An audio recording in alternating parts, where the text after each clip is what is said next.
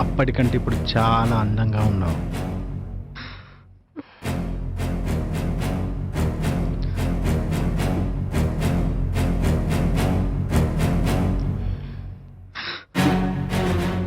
మనకి చాలా గ్యాప్ వచ్చింది కదా.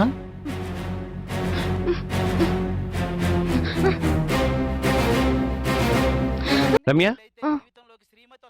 ఈ టైం వరకు ఎక్కడికి వెళ్ళావు? ఫ్రెండ్ బర్త్డేకి వెళ్ళాను. అవునా? ఈరోజు చాలా అందంగా ఉన్నావు, చాలా రొమాంటిక్ గా కూడా ఉన్నావు. యాక్చువల్లీ శవం దగ్గర నుంచి వస్తున్నాను, కొంచెం ఫ్రెష్. ఓ, ఈ సెంటిమెంట్ కూడా ఉన్నాయి నీకు. సరే వెళ్ళు.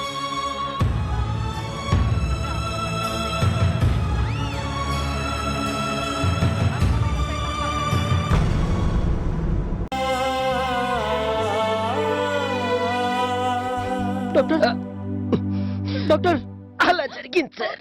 అంటే ఇప్పుడు అమ్మాయి చచ్చిపోయిందా? అయ్యో అయ్యో, సో సాడ్. కాదా? అరే ఆగండి సార్, ఎందుకంత ఎమోషన్ ఫీల్ అవుతారు? కథ నాది, చెప్పేవాడిని నేను. అరే పూర్తిగా చెప్పనివరా? అసలు కథ ఇప్పుడే మొదలైంది సార్. కథ ఇక్కడి నుంచే మలుపు తిరిగింది సార్. కట్ చేస్తే 3 నెలల తర్వాత. ఎందుకు బేబీ సూసైడ్ అటెంప్ట్ చేసావు?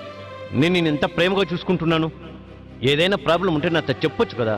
కానీ ఇలాంటివి చేసుకుంటే నేనేమైపోవాలి చెప్పు? నువ్వు లేకుండా నేను బ్రతకలేను. దయచేసి ఇంకోసారి ఇలా ఎప్పుడు చెయ్యకు. I love you.